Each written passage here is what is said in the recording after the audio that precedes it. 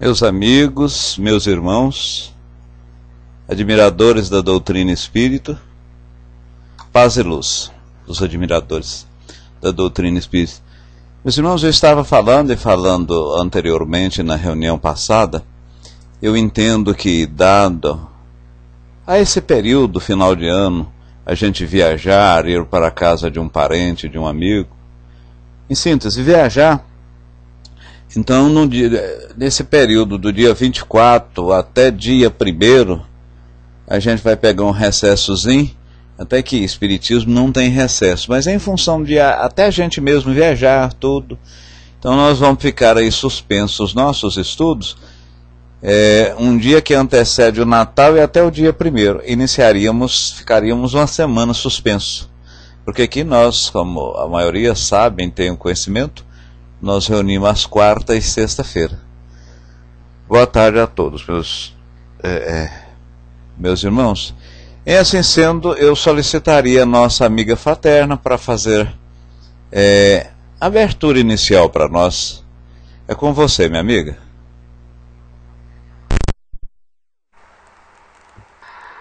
Boa tarde a todos, muita paz. O meu áudio está aí? Estão me ouvindo? Boa tarde. Bom, paz a todos.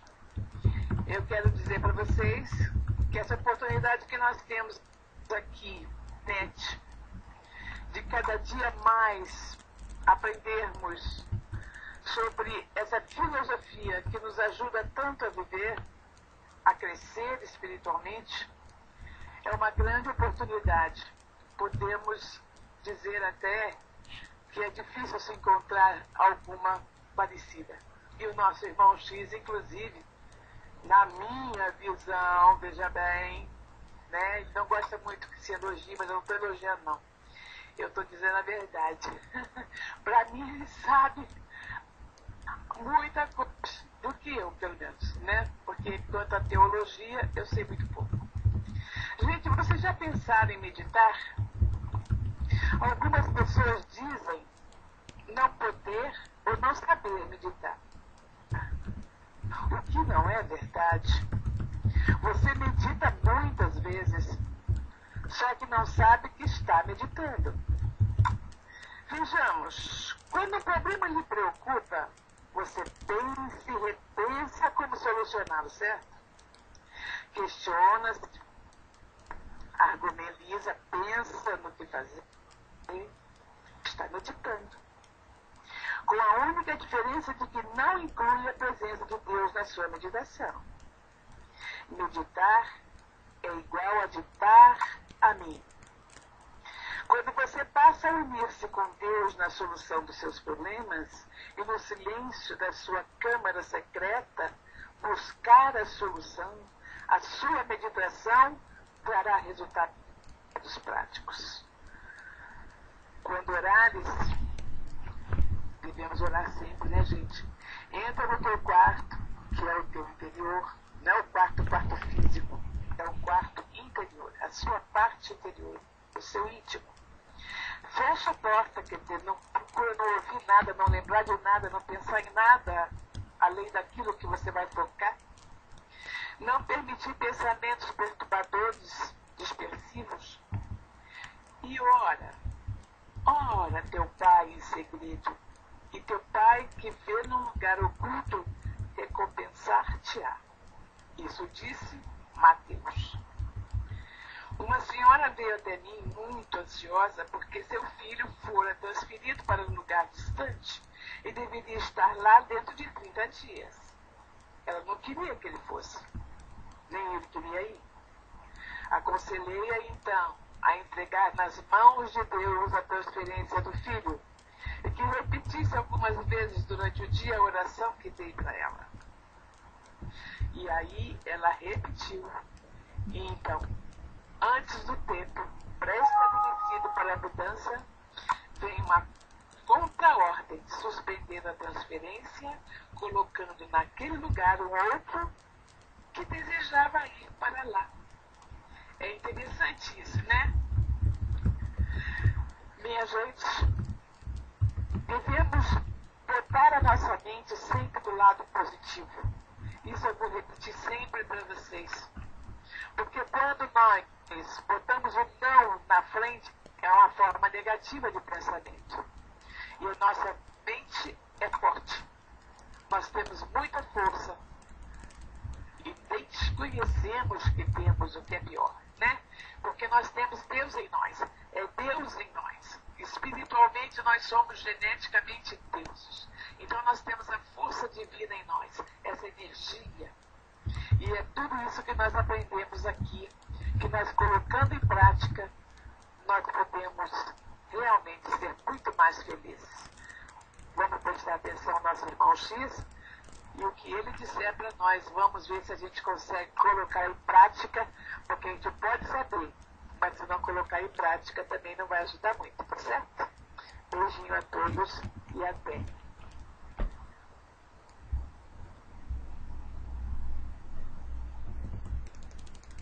Valeu, minha irmã. Muito bem mesmo.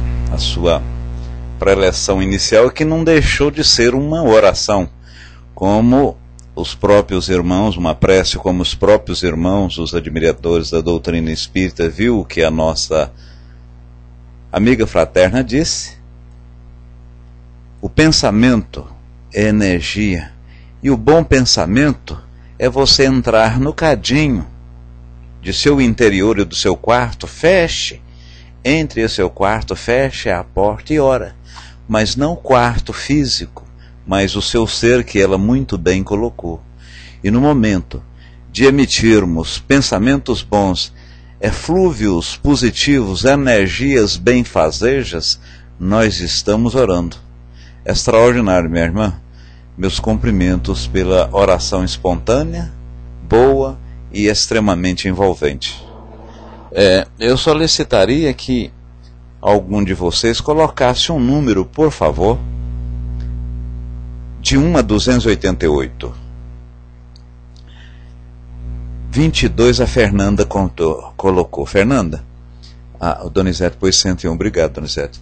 22 do livro Minutos de Sabedoria, a página 22, diz justamente o seguinte, Fernanda. Fernanda, cumprimente a seus amigos com alegria. Muitas vezes, uma simples saudação alegre e espontânea conquista um coração e consola uma dor. A saudação triste e acabrunhada pode instilar veneno num coração alegre. Derrama alegria e bondade ao encontro. Digo, ao encontrar uma pessoa conhecida, e já terá conquistado os benefícios de uma boa ação meritória. Que seus amigos sintam o calor do seu coração afetuoso num simples cumprimento alegre. Pois bem, então, ao acordar, ao transitar, ao sair da rua, ao ver uma pessoa, devemos dizer bom dia, boa tarde, com vigor, com força, assim como Fraterna disse a respeito do pensamento positivo, da sinergia, da energia que deixamos exaurir, deixamos sair dentro de nós, porque essa energia, essa força positiva do pensamento, ela efetivamente vai alterar o meio por que passa. Porque a própria ciência, meus irmãos e amigos, está provado que o pensamento ele é constituído de uma energia. Energia essa, muitas vezes, a ciência ainda não dimensionou, mas nós somos sabedores que o pensamento ele altera fluidicamente o meio por onde passa. E alterando os fluidos, se é um pensamento bem forte, bem fazejo, ele vai convergir para aquele meio também pensamento e espíritos que estão na mesma sintonia. Isso é o caso de uma prece, é o caso da mensagem aqui, bom dia, é o caso de você cumprimentar.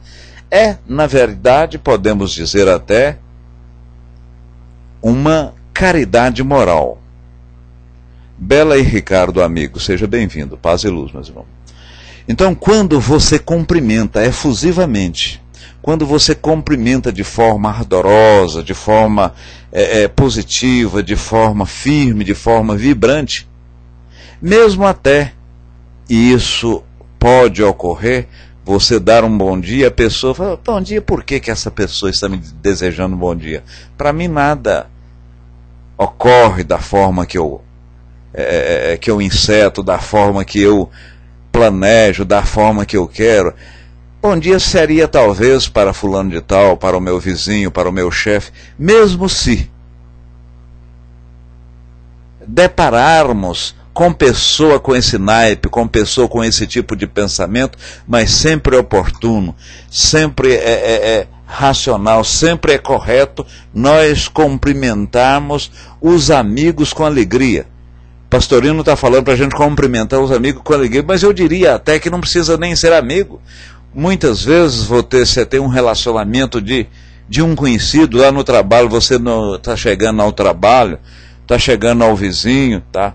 Cumprimente-o, mesmo que não seja amigo, sendo um conhecido, porque naturalmente você terá a ressonância daquela energia. Fábio, seja bem-vindo, paz e luz. Boa tarde, amigo. Então, é um espelho, né? Se você dirige uma energia positiva, aquilo volta, aquilo reflete de forma também positiva. Que a paz do Divino Mestre nos envolva nessa tarde. E nós agradecemos em primeiro lugar os mentores dessa sala, que é o Espírito Chico Xavier e o Espírito Maria Santíssima.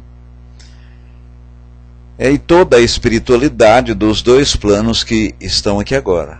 Sobretudo os espíritos encarnados, porque se não fosse eu, você e todas as 13 pessoas que nesse momento estivessem aqui, não impediria nós efetuarmos o estudo, ou ministrarmos o estudo, ou pelo menos propormos a isso.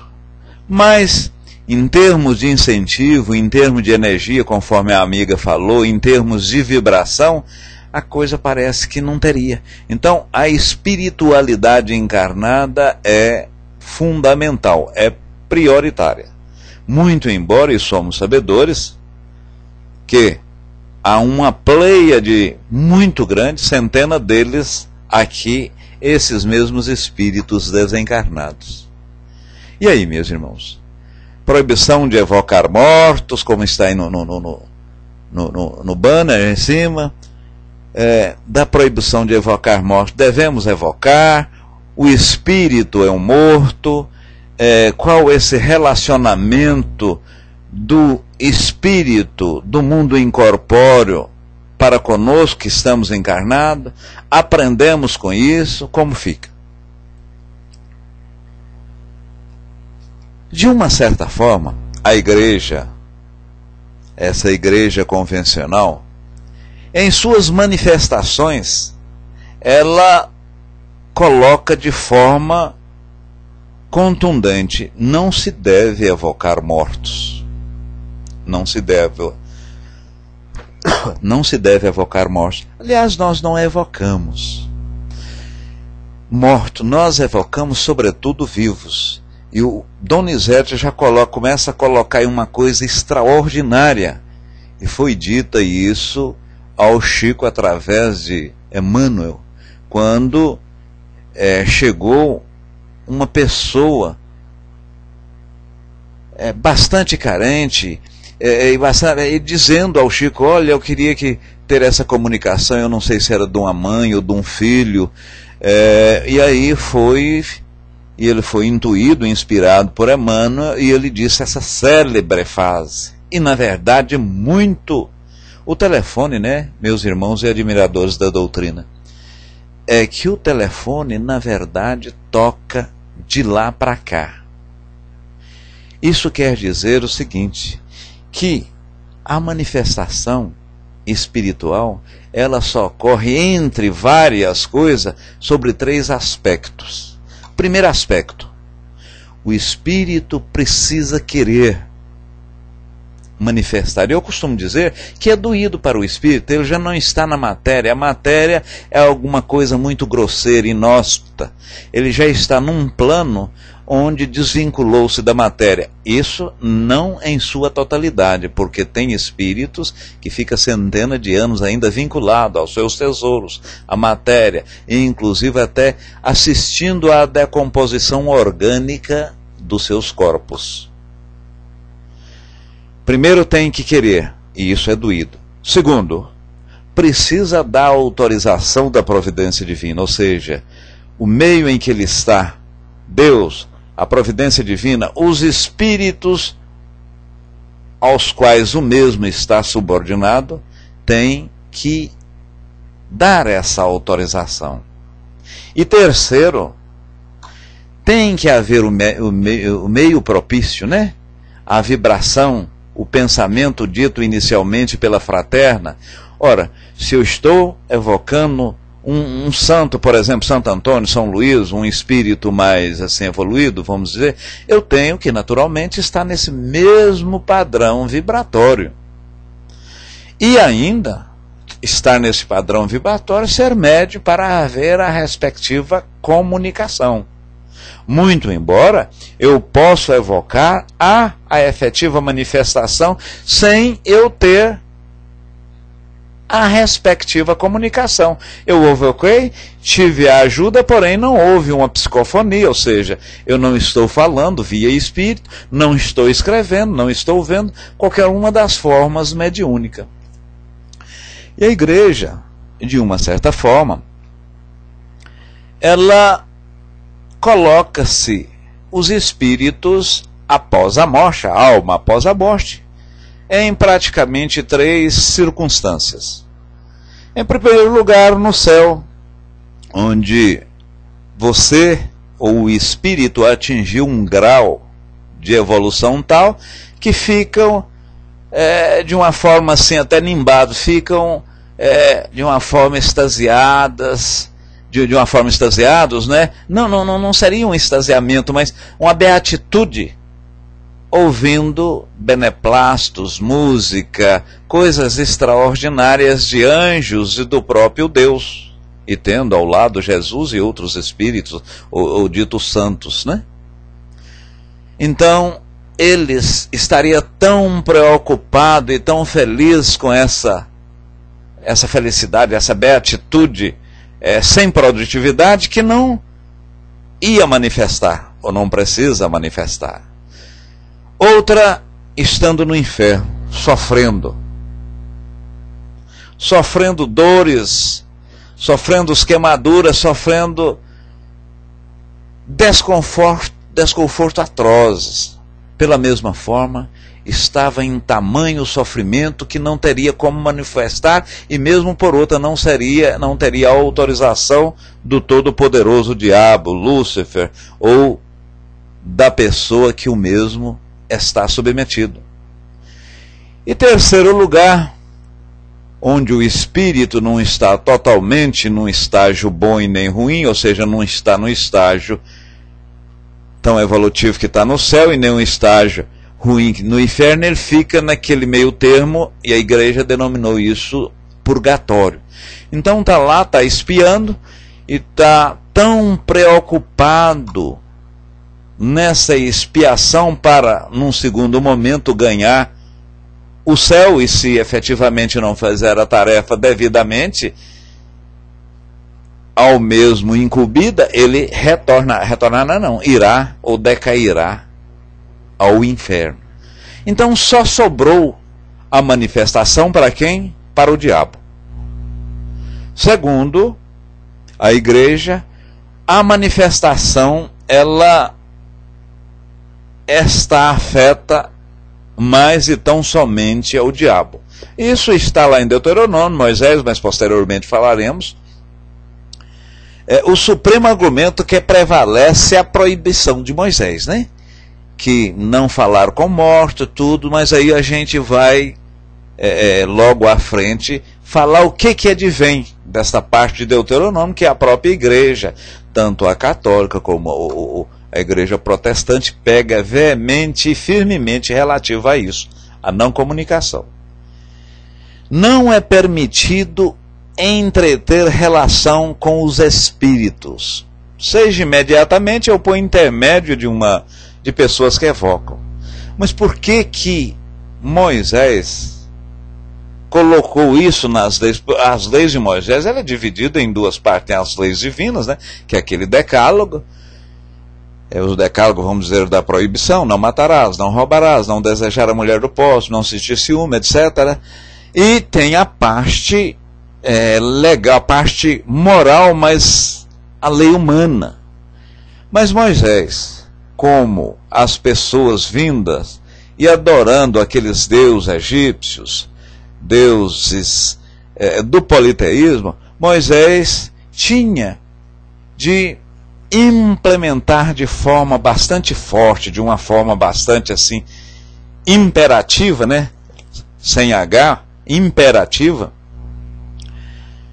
uma forma contundente, porque naquela época as pessoas tinham o Deus do trovão, é o Deus do amor, é o Deus da cultura, é o Deus do, né? Então, para qualquer circunstância que de uma certa forma lhe traria felicidade, sorriso e beneplácito, era um Deus específico para aquela situação. Por outra, a adversidade, a dor, as intempéries da natureza também tinha Deus. Ora, todas essas pessoas dessas multiplicidades deístas, né? Esses múltiplos deuses, essas pessoas adoravam-os em espíritos, através de sacrifícios, através de doações, através de queima. Fala aí para... Ótimo. Então, Moisés teve de implementar uma lei forte, uma lei que fosse redundante, uma lei que, além do respeito, demonstrasse medo. Então, foi no momento que houve aquelas leis que quem roubar deveria ser cortado a mão, olho por olho, se você fizesse alguma coisa, uma lei forte, né? Porque as pessoas precisavam temer. E as pessoas, mesmo a partir de então, adorando um Deus único, mas não deixava de ocasionalmente fazer oferenda, evocar. E havia médios à época que nessas evocações, e essas evocações eram evocações personalísticas. Por exemplo, eu vou no médio Joaquim, no médio Pedro, ou naquele médio X, para consultar se devo ou não tomar essa decisão, se devo ou não fazer esse negócio. Se eu relacionar amorosamente ou mesmo contrair núpcia com A ou B, isso é bom ou ruim para mim.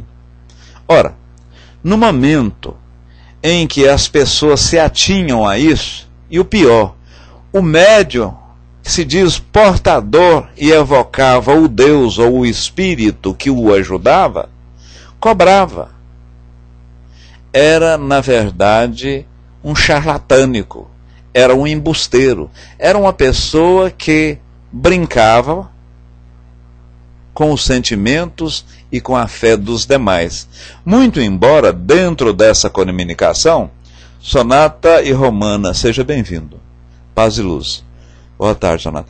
Muitas vezes havia espírito realmente naquele médio que tinha essas comunicações. Entretanto, o ambiente, e como nós vimos, a sinergia era tão ruim que o espírito que ali se propunha a ajudar fazia mais atrapalhar. Nesse aspecto, sim, Moisés proibia, porque ele, na verdade, no momento quando estava implementando a unicidade de crença em um Deus único, era necessário, era prudente, era racional que acabasse com aquela multiplicidade de crença. É o politeísmo. Seja bem-vindo, Dourado, eu não vi. Paz e luz. Então era importante. E essa importância ficou evidenciada porque depois, num segundo momento, já veio Jesus com a lei de amor, com a lei de justiça, com a dádiva, com o perdão, com o tomar o tapa numa face e virar a outra, não você virar a outra, mas é esquecer, perdoar os vossos inimigos, não abraçá-lo e trazê-lo para a sua mesa, mas simplesmente não querer o mal para ele. Ele fez alguma coisa ruim, você não é que vai abraçá-lo e chamá-lo para a sua casa, ao seu convívio, mas o fato é perdoar o seu inimigo, é simplesmente não desejar o mal a ele. Se a lei de Moisés deve ser assim tão rigorosa e observada nesse ponto, diz Kardec, força é que seja igualmente em todos os outros. Ora, no ponto que ele diz aqui é o ponto na verdade, não é o ponto legal, não é o ponto lei, mas o ponto divino, que é o decálogo, né? Então, nesse aspecto, se tinha de ser adorado, e naquela época, meus irmãos, esses reis, os imperadores, eles precisavam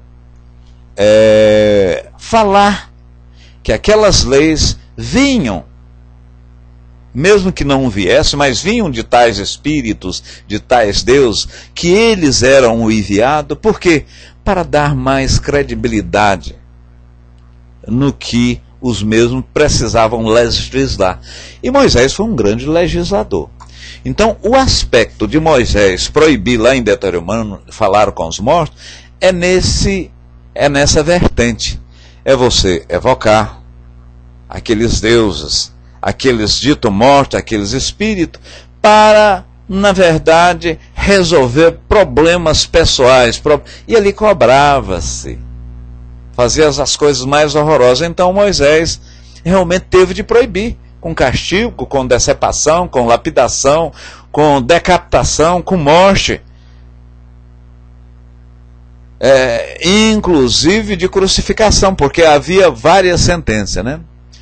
O espírito do Egito se aniquilará de si mesmo, e eu precipitarei o seu conselho. Eles consultarão seus ídolos, seus adivinhos, seus pítonos e os seus mágicos. Isso aí está em Deuteronômio 19, 13.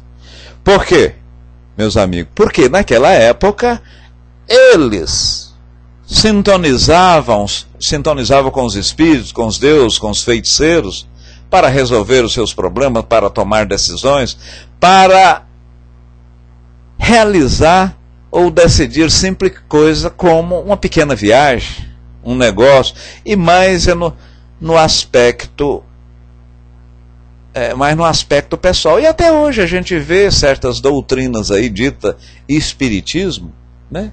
Falando isso, que você vem aqui, eu desamarro, eu trago o seu marido, eu trago a sua mulher, vamos fazer aquele negócio que não deu certo. Isso a gente vê até hoje.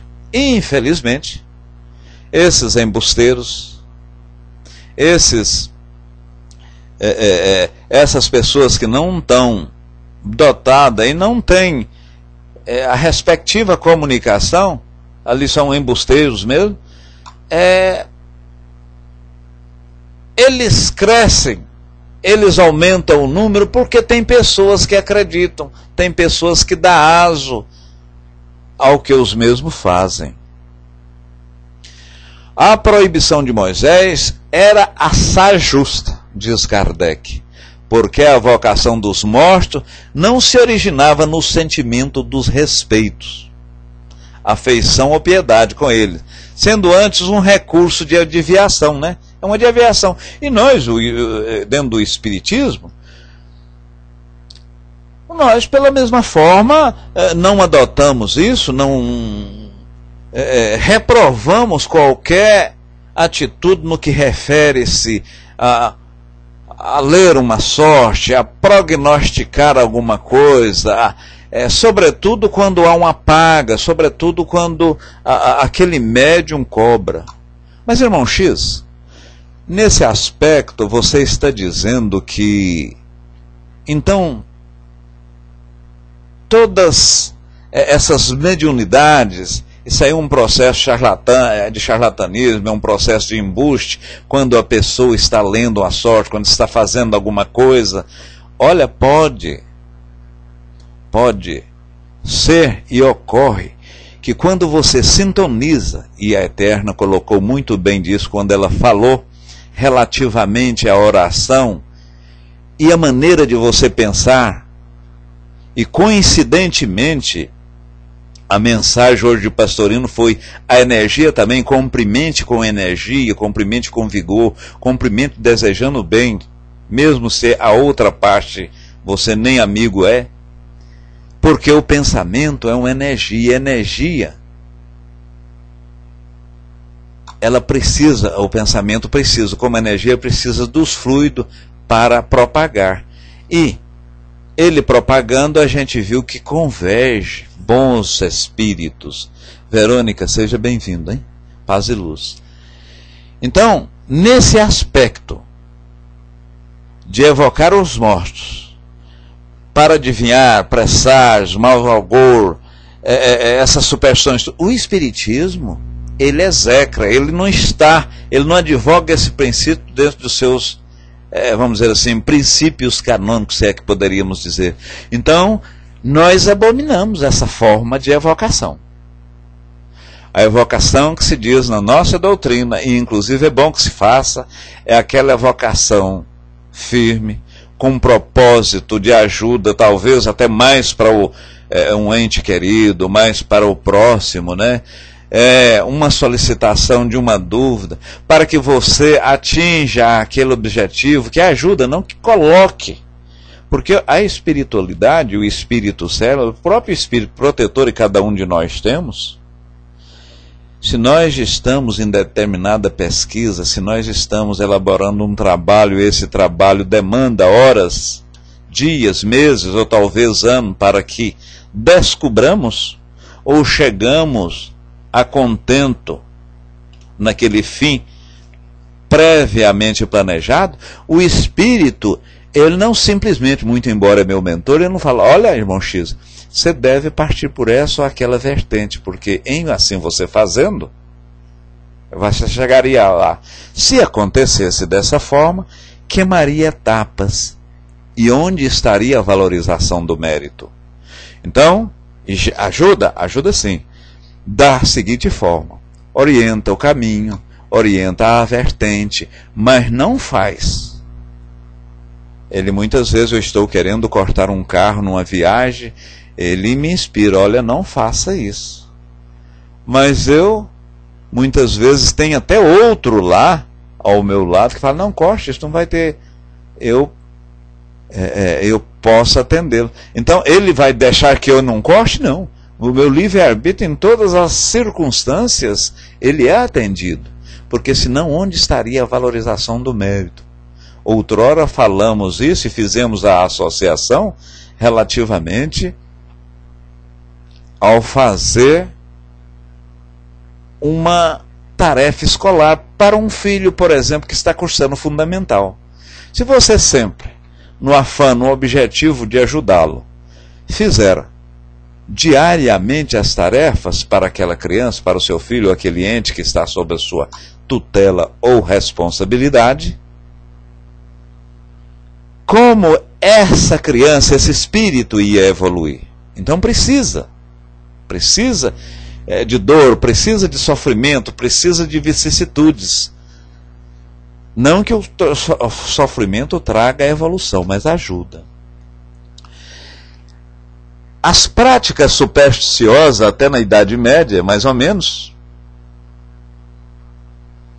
isso predominava, né? A superstição predominava, ao mesmo tempo que o Espiritismo veio mostrar, né, o fim das mesmas, que isso, na verdade, não nada significa. Você estava entrando por uma vertente ruim, extraordinariamente ruim. Uma vez, porém, disse Kardec aqui, que os espíritas não sacrificam criancinha, né? Não tem essas libações para honrar Deus, não precisa queimar, não precisa fazer qualquer oferenda. né? Para adivinhar, a gente não interroga astros, né? Não invoca uma estrela, não evoca mortos, não evocamos deuses. Uma vez que repudia traficar com a faculdade de comunicar com os espíritos, uma vez que não move a curiosidade nem a cupidez, mas um sentimento de piedade, um desejo de instruir, de melhorar, e a gente cada vez, meus irmãos, melhorar mais, aí sim. Mas não o aspecto de eu evocar determinado Deus, determinado astro, determinado, vamos dizer, espírito, e esse vir ajudar. Aquele médium que se arvora em dizer, em afirmar peremptoriamente que está falando em nome do Espírito X, sempre, com constância, hora marcada, com certeza, pode ter certeza que trata de um charlatânico, de um charlatão, que trata de um embusteiro, que trata de uma pessoa que, na verdade, não está transmitindo a ideia daquele espírito. Podemos afirmar que é embusteiro, porque não há médio perfeito. Não há médio perfeito. O próprio, um dos maiores, ou se não o maior médio, talvez, do Brasil, que se tem conhecimento nesse aspecto, Chico Xavier, ele em determinada trabalho lá em Uberaba, já tinha, ele não tinha ido, eu estava em Pedro Leopoldo, não estava em Uberaba não, eu estava em Pedro Leopoldo, ele lá, psicografando, pegou o lápis, pôs na boca e soltou fumaça, como se estivesse fumando. Veja bem, naturalmente aquele espírito naquela hora é um espírito assim, muito mais evoluído, vamos dizer assim, ou menos acabado do que o próprio Francisco Xavier.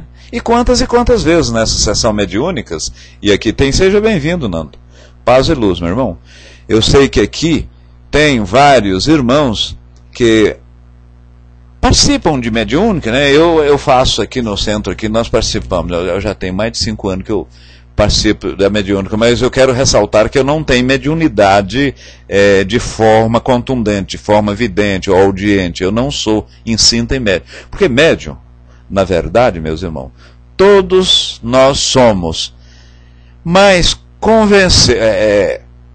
convencionou chamar médium aqueles que efetivamente têm uma manifestação contundente de algum espírito.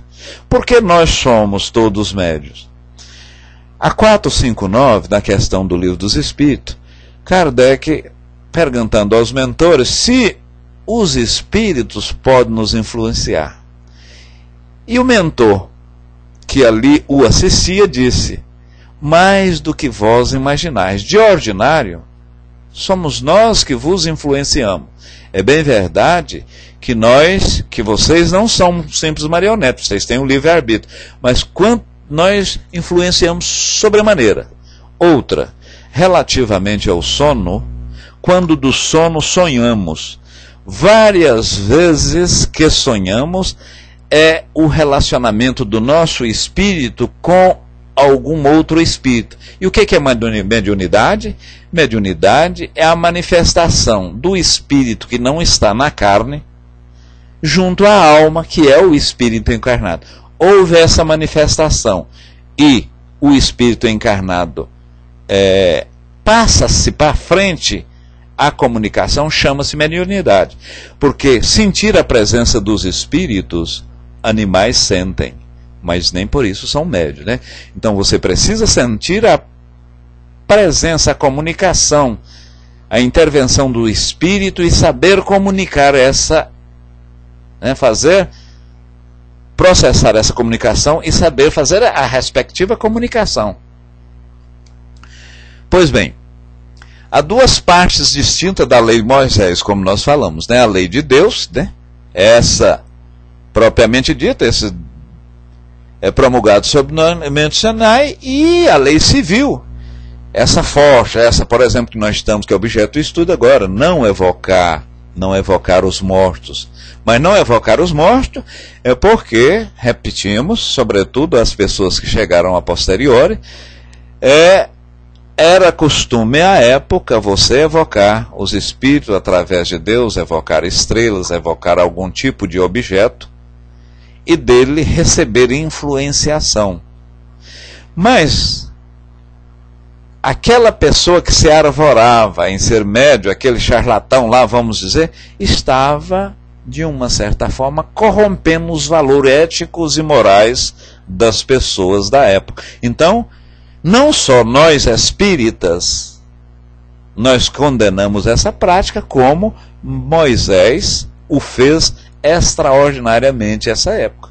E que foi o preparo para ver a segunda revelação, que é a revelação de Cristo, né? Uma revelação de amor, uma lei de dádiva, de carinho, de coisas extraordinariamente boas. Mas temos aí uma outra contradição. Olha, se Moisés proibiu evocar os mortos, é que eles, na verdade, existiam, né? Podia vir.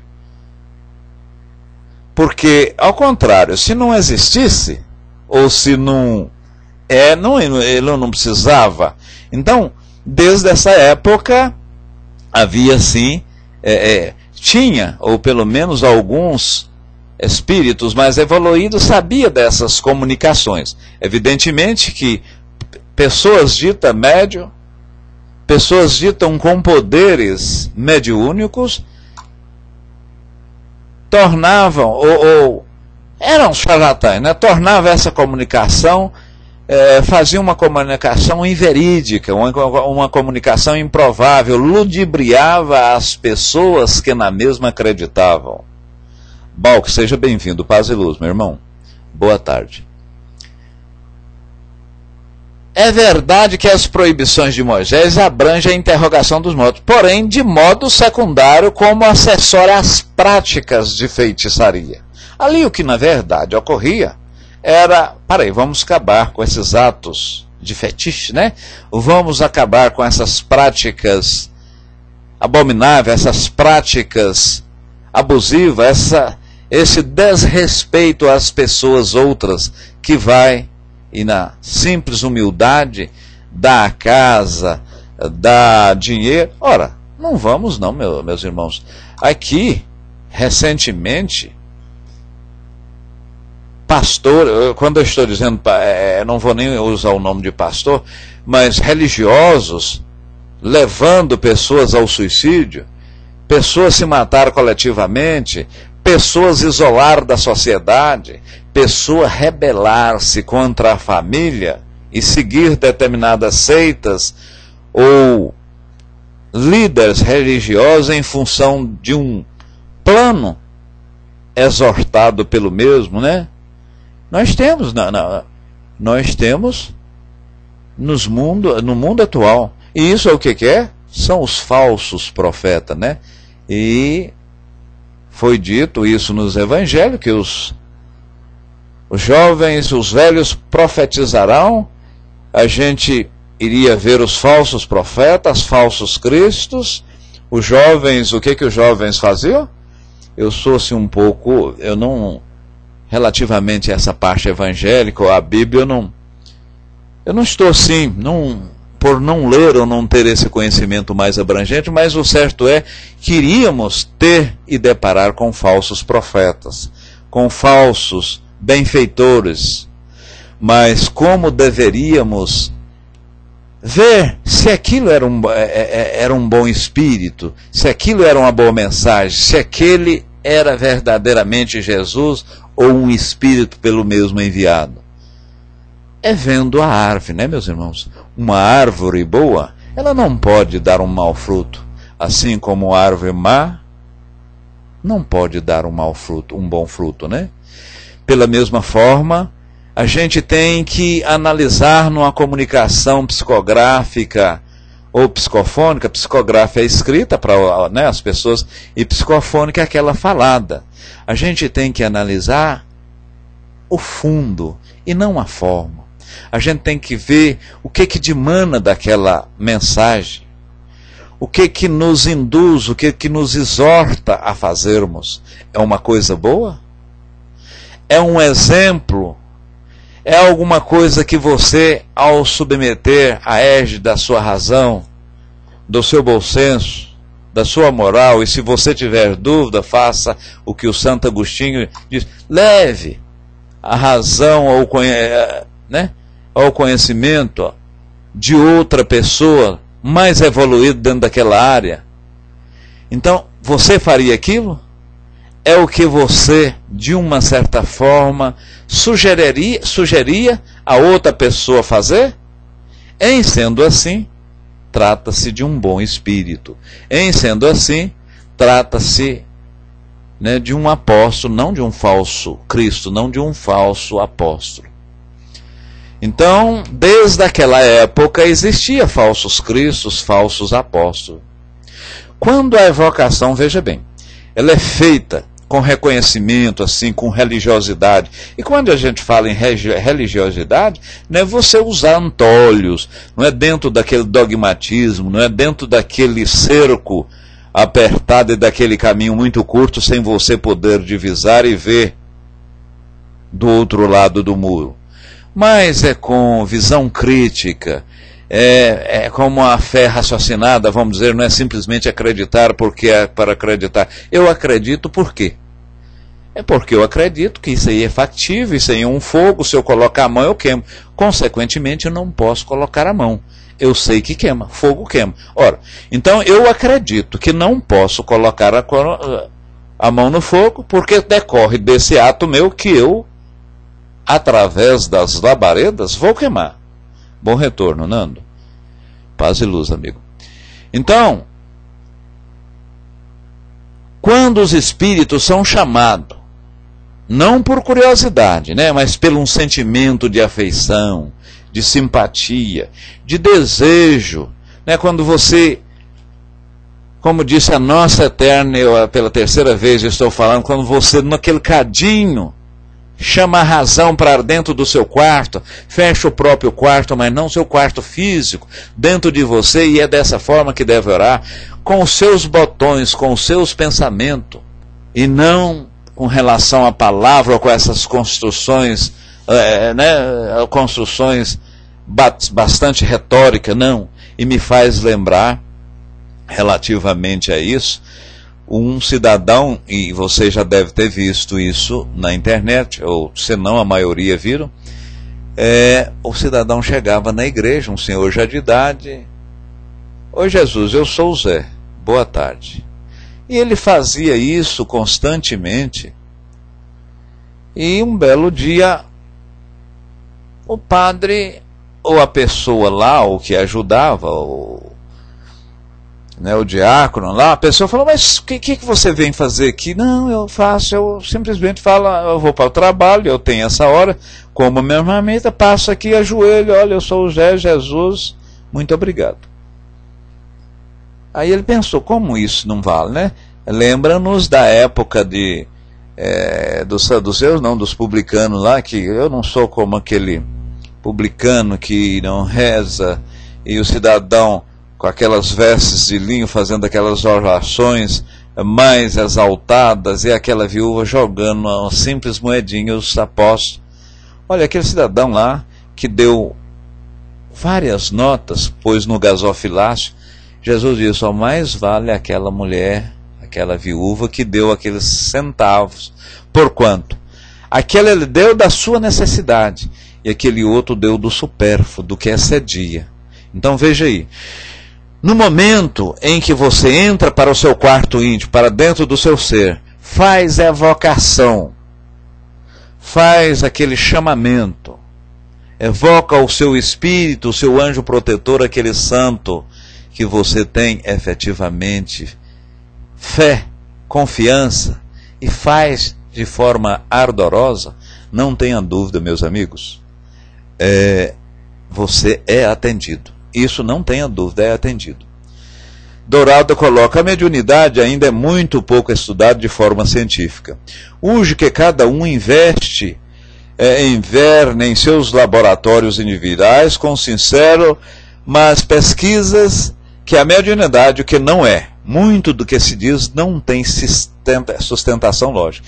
E não tem no aspecto científico, e a ciência nós sabemos que ela estuda a matéria. E a matéria que nós, os espiritistas, estudamos, meus irmãos, é a parte fluídica, ou seja, é quinta essência. A matéria que a ciência tem até hoje é sólido, líquido, gasoso e radiante. Então são 4 estados. Do quinto estado, que não sensibiliza, o radiante é aquele efeito raio-x, é quando você coloca, desliga a televisão, coloca o braço, tem, né, daqueles estralinhos, aquele é a matéria radiante. Então, fora isso, aí são os fluidos. Kardec denominou fluidos. Então, todas essas matérias fluídicas, da quinta essência, que ele chamou quinta essenciada, aí é considerado fluido. Então, a ciência ainda não provou o espírito e não provou a comunicação, é porque está sendo processada nessa dimensão da quinta essência para frente. E a ciência ainda não conhece essa matéria, que nós já advogamos. Mas Kardec foi de uma lucidez extraordinária, e a espiritualidade naturalmente ajudando. É bom você ressaltar que ele não era médio assim, na verdadeira acepção. Ele usava muito, não era médio contundente. Tinha, de alguma certa forma, algumas intuições, mas ele trabalhava-se com ele, e ele gostava muito de adolescente. Por que médio adolescente? E aquela Julie trabalhou muito com ele, porque o adolescente, como aquelas meninas de 13, 14 anos, não tinham uma cultura, e o que saía dali dimanava coisa extraordinária, dava-se para evidenciar que não era das próprias meninas mesmo. Mas aí Dourado acrescenta: mesmo as manifestações incontroversas não suportam análise judiciosa. Os espíritos, informam Kardec, a mediunidade não tem nenhum valor, exceto se for acompanhada de elevação ética e moral. Sem isso, nada se sabe que seja o ato mediúnico. Sair do estado interior da ignorância é fundamental. Mas veja bem, mediunidade também, e o irmão Adi Convire, Kardec assim de uma certa forma bem relatou, que não se trata tão somente de comunicações extraordinárias e pensamentos efetivamente elucidativos. Temos pensamentos, temos comunicações ardilosas, comunicações vis, comunicações que nos levam a coisas terríveis, né, que não nos leva a nada. Pois bem, mas prosseguindo. Mas aqui reponta outra dificuldade, diz Kardec. Se as almas bem-aventuradas não podem deixar as mansões da glória para socorrer os mortais, porque invoca a igreja, né, a assistência do santo? Porque, na verdade, foi aquilo que nós falamos. 3 dimensões de espírito e alma. Aqueles benfazejos que estão no céu e gozando as benesses, as benevolências do todo amado, e aqueles que não tiveram esse privilégio, para lá não foram guiados, ou seja, não foram guiados ao céu, ficaram no inferno. Então, sobrou-se tão somente os demônios. Os demônios podem comunicar. Porém, a própria igreja diz que os santos, que nós os reconhecemos, ou os denominamos espíritos, assim vamos dizer, mais evoluídos, né? Não digo imperfeito, eu não gosto dessa palavra de imperfeito, eu gostaria de dizer, até não acabado, né? Não totalmente feito, porque imperfeito, se eu falo que eu sou imperfeito, se a eterna é imperfeita, se, né, a Andréia pela mesma forma eu estou falando que uma criatura de Deus é imperfeita. Ora, se Deus fez alguma coisa imperfeita, ele, por consequência, o é. E, o sendo, concomitantemente, deixa de ser o Todo-Poderoso. Deixa eu ver o que o colega colocou aqui. Os espíritos, informa Kardec, debaixo do sol não existe perfeição, logo não existe médium perfeito, justamente. Não tem médium perfeito. Todos os médios, por notórios que seja, não são confiáveis 100%. Não são confiáveis. Até porque eles não são donos ou porta-voz de uma categoria, de um espírito só, e seria por demais, vamos dizer assim, ter um nariz empinado, ser por demais vaidoso e orgulhoso, eu ter a devida participação e sempre de um determinado espírito. Eu me arvorar que recebo constantemente Bezerra, que eu faço isso, que ele é o protetor e o guia daquele grupo. Eu, no mínimo, estou sendo subjugado, né? Para não falar que está sendo um médium fascinado. É uma das piores formas de obsessão. Só o controle universal que podemos dar, e esse controle universal, meus irmãos, isso na época do Kardec, deixou eu explicar aqui o que é esse controle universal. Realmente Kardec passava, lá tinha o controle universal dos espíritos. Hoje o máximo que você pode fazer em termos de controle universal seria dentro lá do centro, você com 4 ou 5 médios devidamente comprovado pela integridade moral, ética e de participação extraordinariamente laboriosa, passar pelo crivo desses médios. E, sempre quando da evocação, e falamos anteriormente, você evocar espíritos que têm a propositura, que têm a proposição de ajudar. Jamais fazer evocação para você procurar ajuda pessoal, olha o personalismo, né? Sempre ajudar uma comunidade, ajudar um grupo, ajudar uma região. Bella Family, boa tarde, seja bem-vindo.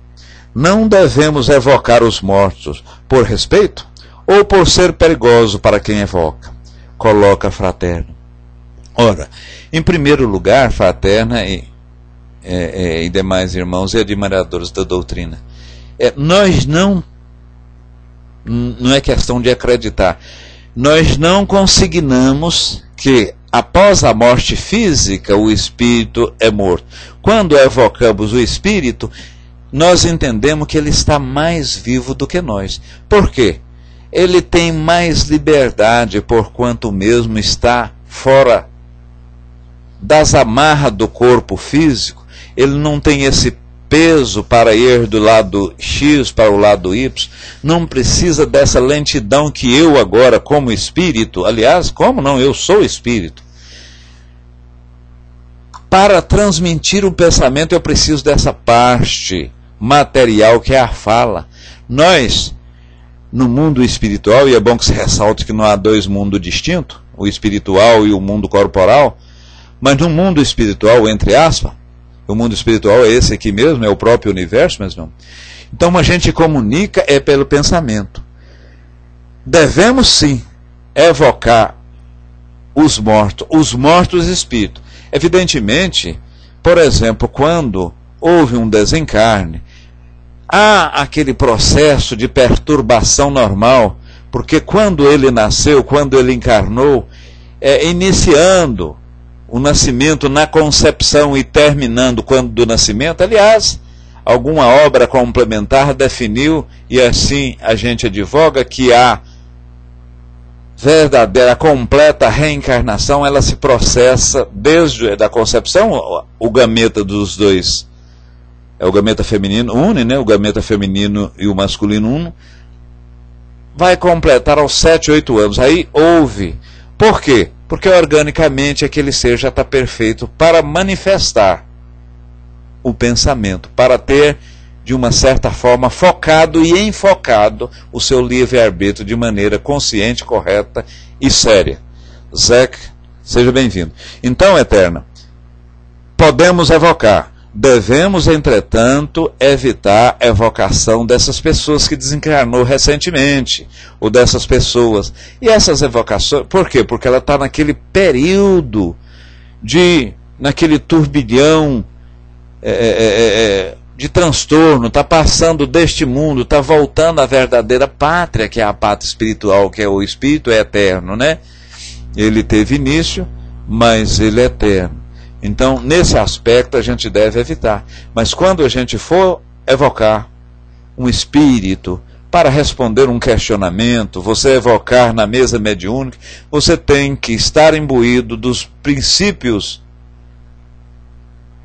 de bondade, de bonança, de virtude, de querer ajudar uma equipe, uma região, uma área, vamos dizer, nada de personalismo. A ciência hoje já dispõe de recursos técnicos que torna-se possível saber se há ou não a presença de uma segunda força energética dando apoio ao médio. Da época de Kardec, isso não era possível. Esse aspecto aí que o Dourado até afirma, você pegando a matéria bruta a qual nos sensibiliza o tato, se você começa a fragmentar essa matéria, você chega na molécula. Fragmenta mais, viaja, você chega no átomo. Se você vai mais à frente, você chega no espaço quase vazio, nos neutrinos. E ali, a ciência já verificou que o cientista, ao pesquisar essa parte mais ínfima do átomo, sofre influência de quê? Do pensamento dele. Aí vem corroborar ou vem comprovar que o pensamento na verdade, matéria, também está, se ali o cientista trabalha aquela matéria, aquele átomo, aquele subproduto do átomo, como a onda, por exemplo, onda o mesmo será, mas o pensamento dele, isso já foi provado. Muito embora, né, o Dourado é sabedor disso, e vários dos que aqui estão, que o fato que a ciência efetivamente prova é a matéria que sensibiliza. A ciência até hoje não foi capaz de provar a existência do espírito. Ah, não, meu irmão X, como não? Há alguns cientistas espiritualistas que sim, olha, existe o espírito, existe a comunicação do espírito, por isso, mas a ciência em si, ela não provou porque ela sedimenta naquilo que podemos pegar, podemos ver, podemos sentir o cheiro, né? Pelos 5 sentidos. Isso aí a ciência própria saiu daí, ainda está no campo, vamos dizer, da religião, da moral. Todos passam por essa perturbação após o desencarne? Pergunta o Fábio. Sim. E isso que chama o portal, que chama umbral, Fábio. O irmão X, por exemplo, é uma Teresa de Calcutá, é um Martin Luther King. Digamos que o irmão X é uma pessoa de uma pureza espiritual mais do que André Luiz, Emmanuel ou qualquer outro espírito dito evoluído. Eu morrer, eu vou sentir menos, eu vou ter uma perturbação menor. Vou ter uma perturbação, mas não deixarei de tê-la. E esse período, 1 hora, 2 horas, 1 mês, séculos de perturbação é que denominamos umbral. Então, umbral é um estado consciencial do espírito. Tem espírito que morre, esse morre entre aspas, né? E acredita que está com a perna doendo, está mancando, está sentindo aquela dor, pede oração porque ele não aguenta. No caso de um suicídio, por exemplo, ele o vê caindo e batendo as suas vísceras, os seus corpos naquela pedra pontiaguda. Kardec relatou isso muito bem nesse livro mesmo que nós estamos estudando aqui na sua parte final, Céu e Inferno.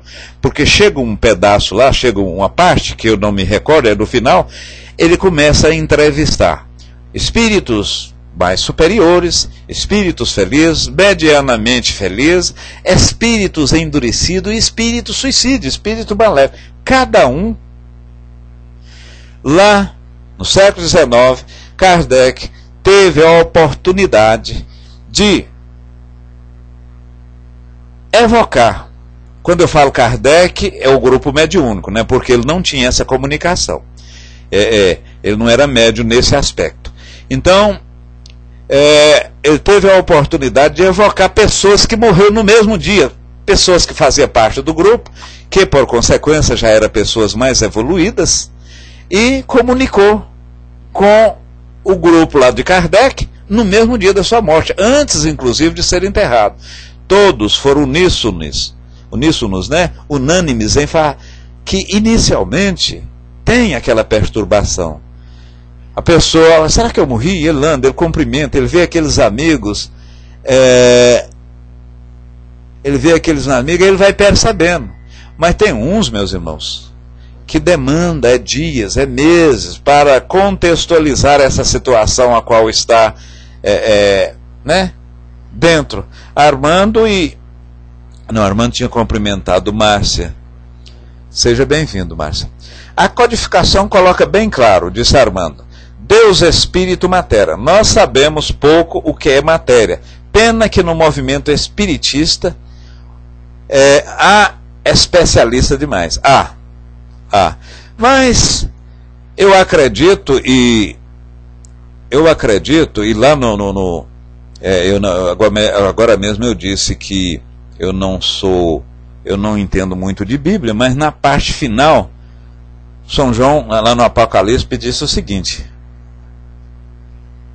cuidado com os mornos, ou você deve ser quente, ou você deve ser frio, ou você deve acreditar numa coisa, ou simplesmente não acreditar.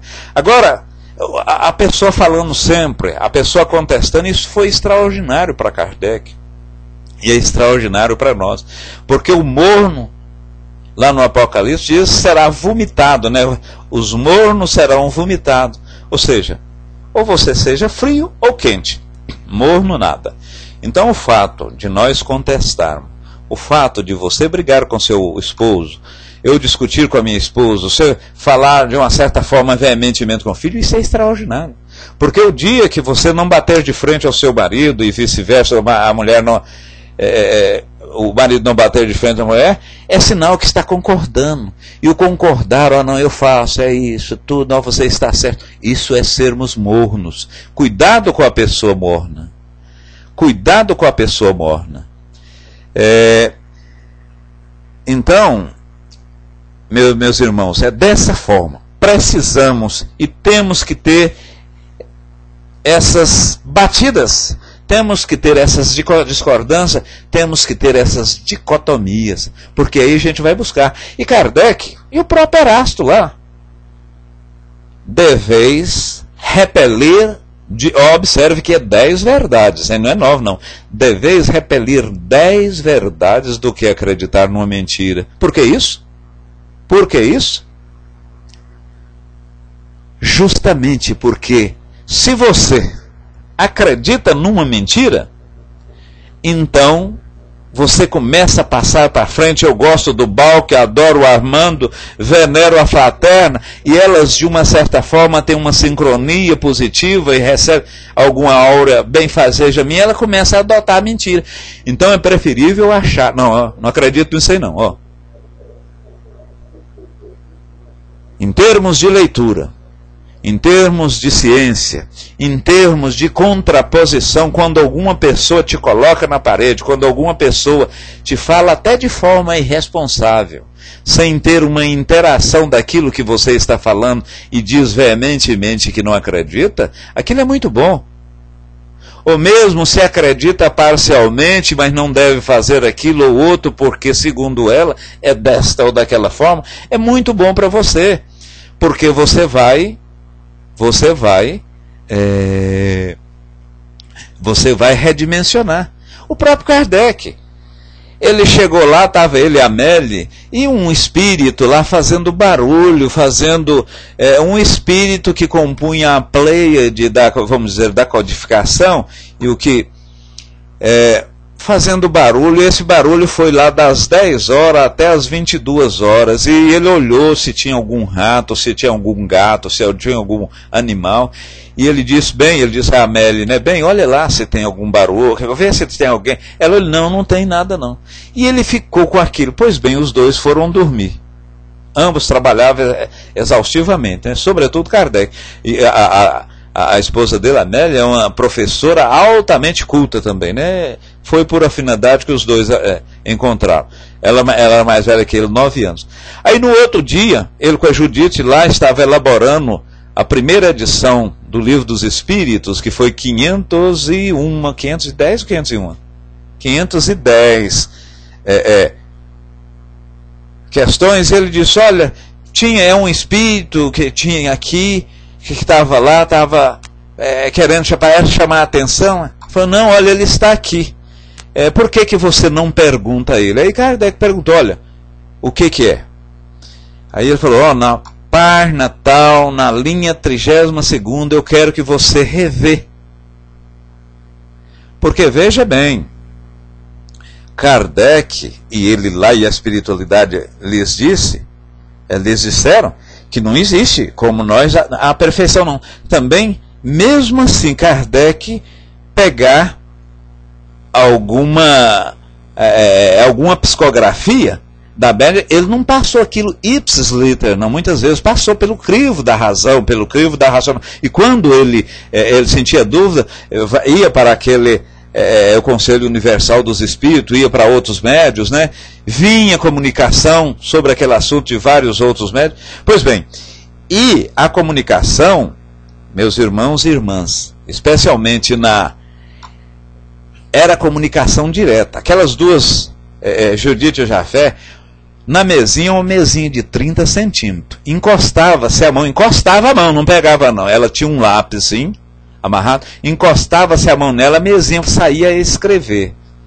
Muitas vezes nem encostava, só a presença das duas médium, porque a comunicação direta, que hoje é chamada pneumatografia, na época o Kardec não dizia, significa você colocar um papel dentro da graveta, o papel amanhecer não, dentro daquele período escrever, você coloca esse mesmo papel dobrado debaixo do móvel, ele é escrito. Assim foi escrito as 501 questionamento da primeira edição. Eu estou em dúvida, alguém me corrija no texto, é 501 e 510 questões do primeiro.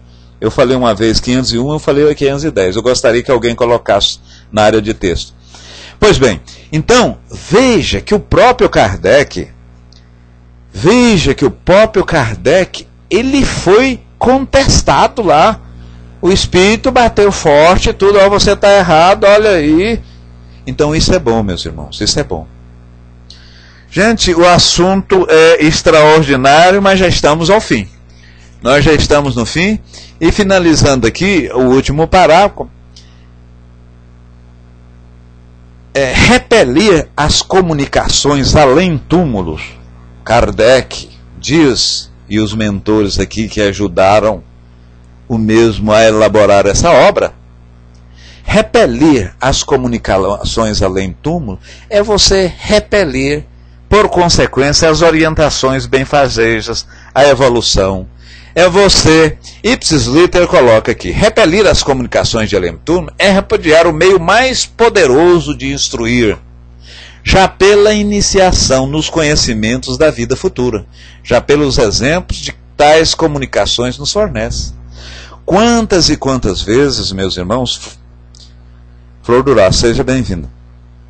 Quantas e quantas vezes você já viu, e a história está aí repleta de casos, uma descoberta aparece ao mesmo tempo em vários locais.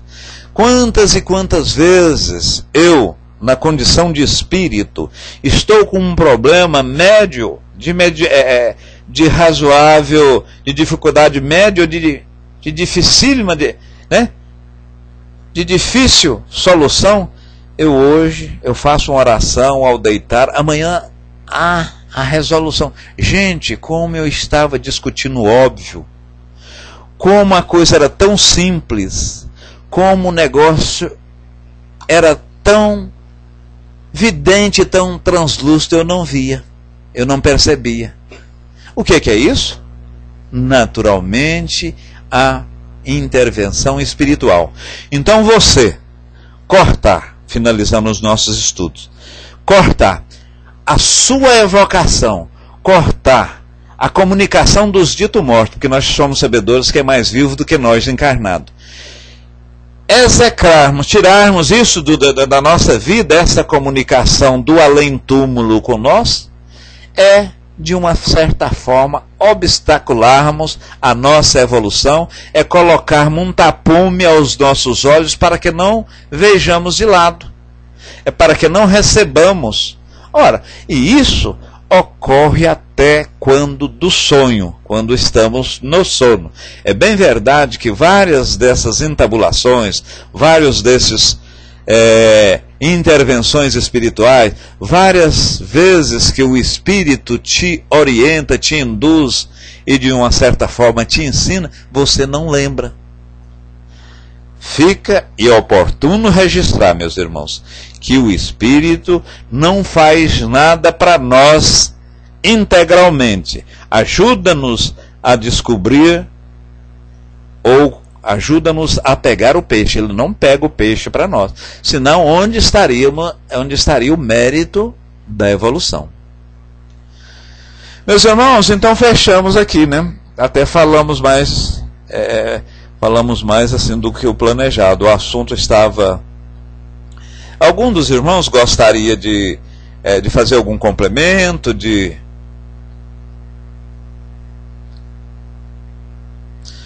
Muito bem.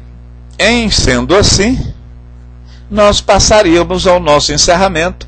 E aqui nós vamos fazer um pequeno recesso do dia 24, né? Porque quais as pessoas viajam, tá? O dia 24 até o final aí entraríamos, no dia 3 voltaríamos. Mas então só o dia 24. Nós estaríamos aqui até o dia 23. Em sendo assim, meus irmãos, eu agradeço a participação da espiritualidade dos dois planos, e eu chamaria o nosso irmão Balque para fazer o nosso encerramento. Se ele estiver ouvindo a gente ficaria satisfeito se ele fizesse o encerramento para nós. Ô Balque, muito obrigado. Meus irmãos, um beijo em vossos corações, tá? Tudo, mas tudo de bom mesmo. Eu não vou desejar um bom Natal, porque nós falaremos mais antes. Um beijo e um abraço de 2 voltas. Muito obrigado. É com você.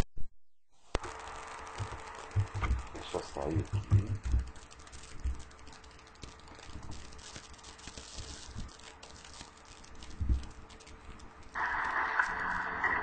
Boa tarde a todos. O som está ok?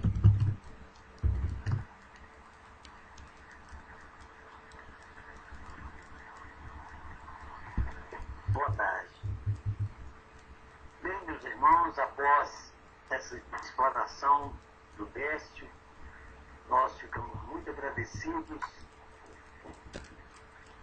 e pedimos, Senhor, para que tudo que aqui foi falado, tudo aqui que foi refletido entre nós, possa também alcançar, através da energia, através da boa vontade dos espíritos desencarnados que também assistiram aqui conosco e ouviram, possa ser levado para todos aqueles que necessitam ampliar os seus conhecimentos, ter respostas de indagações, de respostas de perguntas que muitas vezes, não satisfeitos, nós encontramos com as dúvidas que temos.